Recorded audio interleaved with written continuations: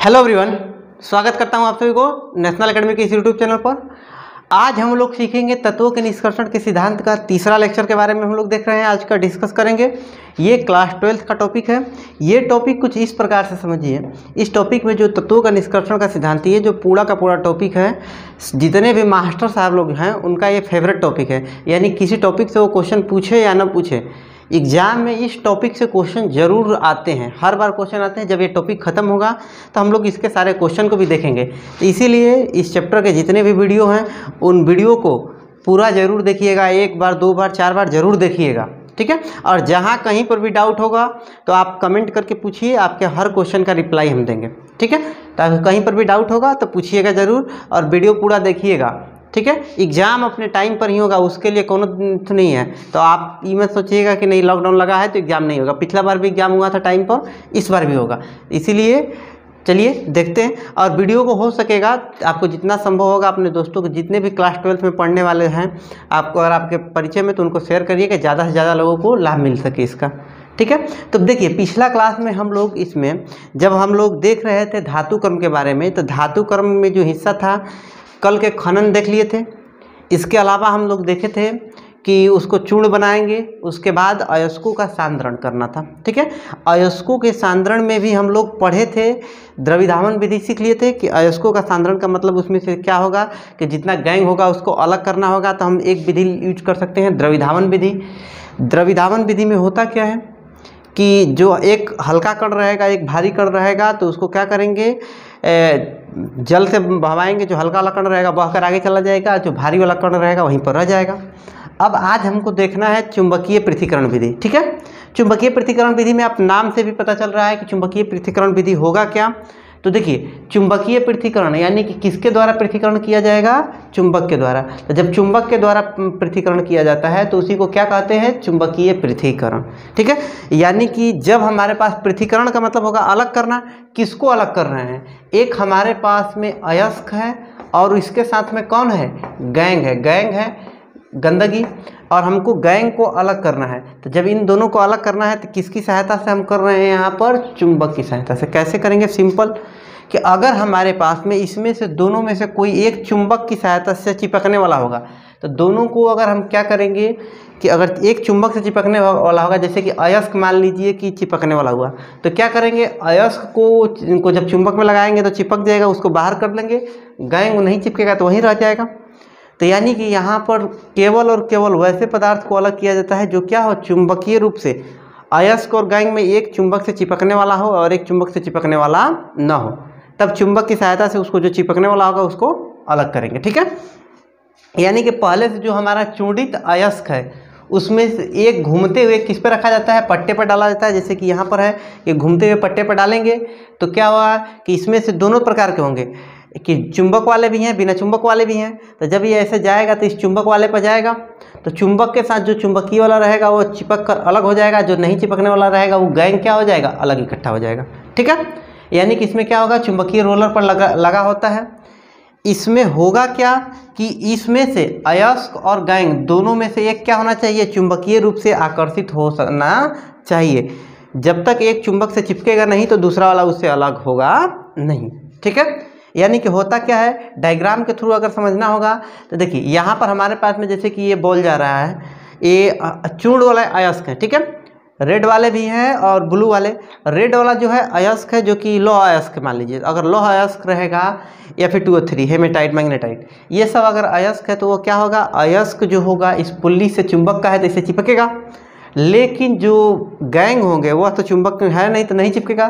तो यहाँ से दोनों को जब इस पर रखेंगे तो जो नहीं चिपक रहा है तो यहाँ पर गिर जाएगा, और जो चिपका हुआ रहेगा तो रोलर के साथ चिपकते हुए यहाँ तक जाएगा, तब जाके ऐसे गिरेगा। तो यहाँ पर क्या हुआ, जितना चुंबकीय पदार्थ है वो अलग इकट्ठा हो गया और जितना बिना चुंबकीय वाला है वो क्या है, अलग हो गया।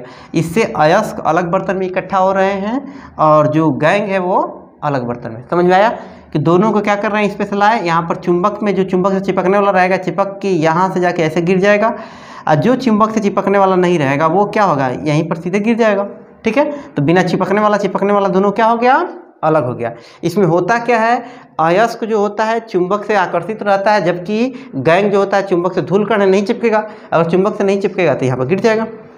चुंबकीय पृथक्करण विधि समझ में आ गया कि इसमें होता क्या है। चुंबकीय पृथक्करण विधि में इसको अलग किया जाता है चुंबक की सहायता से। चुंबक पर रखेंगे रोलर पर, तो जो चुंबक से चिपकेगा वो अलग हो जाएगा, अब नहीं चिपकने वाला अलग बर्तन में गिर जाएगा। ठीक है, आगे बढ़ें। अब इसमें हम लोग को ये चुंबकीय पृथक्करण विधि क्लियर है। अब हम लोग चलते हैं नेक्स्ट विधि। कौन से विधि के बारे में? फेन पलवन विधि। फेन पलवन विधि होता क्या है? फेन मतलब होता है झाग, यानी कि यह विधि होती है जिसमें किसके द्वारा अलग करते हैं? झाग के द्वारा। अगर झाग के द्वारा अलग किया जाएगा तो इस विधि को क्या कहेंगे? फेन पलवन विधि। क्लियर है बात?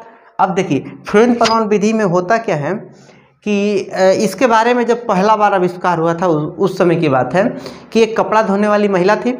ठीक है, वो क्या करते थी, एक जो कॉपर का अयस्क होता है उस फैक्ट्री के का जितने मजदूर होते थे कारखाना में काम करने वाले, उनके कपड़ा को ही क्या कर रही थी, अपने यहाँ धो रही थी। ठीक है, तो ये धोते समय इस बात को अध्ययन की कि जब वो कपड़ा धो रही है तो उसी समय जब धो रही थी तो धोते समय ये महसूस की कि जितना इसमें का धूल कण है वो तो पेंदी में इकट्ठा हो जा रहा है। जो कॉपर के मिल का कपड़ा आ रहा था उसमें का धूल कण इकट्ठा हो जा रहा था, लेकिन जितना भी उसमें का कॉपर वाले अयस्क होते थे वो ऊपर झाग के साथ इकट्ठा रहते थे। जो जब कपड़ा फिर धोकर बाहर निकालती थी तो वो कपड़ा के साथ झाग में चिपक कर फिर से वो कपड़ा में चल जाता था। ई वजह से ये औरत क्या थी, बहुत परेशान थी कि अरे मर्द, रोज़ हम कपड़ा धो रहे हैं, रोज़ कपड़ा धो रहे हैं, लेकिन उसमें से धूल कण तो चल जा रहा है, लेकिन जो नहीं फैक्ट्री वाला जो मैल है ये इसमें से छूट ही नहीं रहा है। क्या हो रहा था, जितना भी सर्फ लगा रही थी वो झाग बन के फिर ऊपर ही आ जा रहा था, फिर कपड़ा में चिपक जा रहा था। ठीक है, इस वजह से ये औरत क्या थी, बहुत ज़्यादा परेशान थी। ठीक है, अभी कपड़ा धोने वाली औरत थी तो इसको ज़्यादा कुछ इसके बारे में नॉलेज नहीं था, साइंस के बारे में। तो ये उसी फैक्ट्री में काम करने वाली एक मतलब कि सबका कपड़ा धो रही थी, तो एक औरत थी, उनका नाम था कैरी एवर्सन। ठीक है, इनको ये बताई। ठीक है, ये रसायन शास्त्री थी, ये पढ़ी लिखी थी, वहाँ पर केमिकल का ये डिपार्टमेंट देख रही थी कॉपर वाले फैक्ट्री में। तो उनको ये महिला क्या की, बताई कि ये सखी, हम बहुत कपड़ा धो रहे हैं, धोते धोते परेशान हो गए हैं, लेकिन क्या हो रहा है कि कपड़ा हमसे धुल ही नहीं रहा है, ये कपड़ा में जो है मैलिया जो है फैक्ट्री वाला ही तो यही में चिपक जा रहा है। तब ये क्या की, अपना दिमाग लगाई, बोली कि जब देखी उस घटना को तो ये अपने हिसाब से सोची कि जितना अयस्क है उसका धूल कण तो नीचे पेंदी में इकट्ठा हो रहा है, और जितना कॉपर का अयस्क है वो ऊपर झाग के साथ क्या हो जा रहा है, इकट्ठा हो रहा है। इसका मतलब कि यहाँ पर धूल कण नीचे पेंदी में इकट्ठा हुआ, अलग हो गया, और अयस्क ऊपर क्या हुआ, अलग हो गया। इसका मतलब कि हम चाहेंगे तो कॉपर को इस विधि से क्या कर सकते हैं, अलग कर सकते हैं। और ये उस समय के लिए देखिए, असलियत में एक औरत जो कपड़ा धोने वाली थी, ज़्यादा कुछ नॉलेज भी नहीं था, एक थी कैरी एवर्सन। ऐसे कहते लोग हैं कि हाँ औरतों को कुछ करने नहीं आता, वो ज़्यादा कोनो खास वैज्ञानिक नहीं बनी है। बहुत सारी औरतें हैं जो अच्छा काम की हैं। आज के ज़माने में अभी कॉपर इतना सस्ता हो ही पाया इसी कारण से, क्योंकि इसका निष्कर्षण जो था अब जो है पहले से आसान हो गया। ठीक है, यही फेन पलवन विधि के कारण ही कॉपर का दाम जो है सस्ता है। ठीक है, तो फेन पलवन विधि में के बारे में कौन बताया था, कैरी एवर्सन। इससे किस धातु का निष्कर्षण होता है, तो कॉपर का होता है, जिंक का होता है, लेड का होता है, बहुत सारी धातुओं का निष्कर्षण इस विधि से होता है, और जिसके कारण से इसका दाम क्या हुआ, सस्ता हुआ। ठीक है, यह विधि किसके लिए मान्य होता है, यह विधि स्पेशल है सल्फाइड अयस्क के लिए। जितने सल्फाइड अयस्क होंगे, मतलब जिसमें सल्फर मौजूद होगा, जैसे कि ZnS ये सल्फाइड अयस्क हो गया, PbS ये सल्फाइड अयस्क हो गया, इसी तरह से CuFeS ये सल्फाइड अयस्क हो गया। तो जितने भी सल्फाइड अयस्क होंगे, यानी जिसमें सल्फर होगा, उन सब से धातु का निष्कर्षण करने के लिए किस विधि का प्रयोग किया जाता है, फेन पलवन विधि का। ठीक है, अभी तक हम 3 विधि पर, यह तीसरा विधि अभी चर्चा करें, अभी बहुत कुछ सीखना है इसमें। तो इस विधि में, इससे पहले हम पहला विधि जो देखे थे द्रविधावन, जिसमें दोनों का द्रव्यमान मतलब अयस्क और उसमें गंदगी दोनों का अगर द्रव्यमान में अंतर रहेगा तब जाके प्रयोग करेंगे, जिसे सोना का निष्कर्षण किया जाता है। और दूसरा हम लोग देखे थे कौन से विधि के बारे में, तो दूसरा देखे थे हम लोग, अभी देखे हैं चुंबकीय पृथक्करण विधि। उसमें जो चुंबक से चिपकने वाले, जैसे लोहा वाह का निष्कर्षण करना होता है तो उसको चुंबकीय पृथक्करण विधि करते हैं। जब वही सल्फाइड अयस्क वाले, जैसे कि कॉपर का निष्कर्षण, जिंक का निष्कर्षण, लेड का निष्कर्षण, ऐसे धातुओं का निष्कर्षण करना होता है, तो इसके सल्फाइड अयस्क को किस विधि द्वारा अलग करते हैं, गैंग से, फेन पलवन विधि द्वारा। ठीक है। तो फेन पलोन विधि में ये महिला क्या ऑब्जर्व की थी उसके बारे में कि क्या हो क्या रहा था कि जितने भी अयस्क थे वो झाग के साथ ऊपर चले जा रहे थे और जितने धूल कण थे वो कहाँ पर चले जा रहे थे, नीचे। तो अगर झाग के साथ ये ऊपर चला गया तो झाग को अगर हम ऊपर उठा किसी बर्तन में इकट्ठा कर लेंगे, जितना भी झाग होगा ऊपर खखोरनी से खखोर के बाहर निकाल दिए और उसको अगर धूप में सिखा देंगे तो झाग गायब हो जाएगा। तब हमारे पास क्या बचेगा, अयस्क के कण बचेंगे। यानी कि जितने सल्फाइड अयस्क होते हैं उसमें गुण पाया जाता है कि वह झाग के साथ क्या होता है, चिपकता है। और झाग के साथ चिपकेगा तो ऊपर आ जाएगा जल के ऊपर, जल के साथ वो घुलता नहीं है। तो अगर ऊपर आ जाएगा तो उसको अलग कर लेंगे।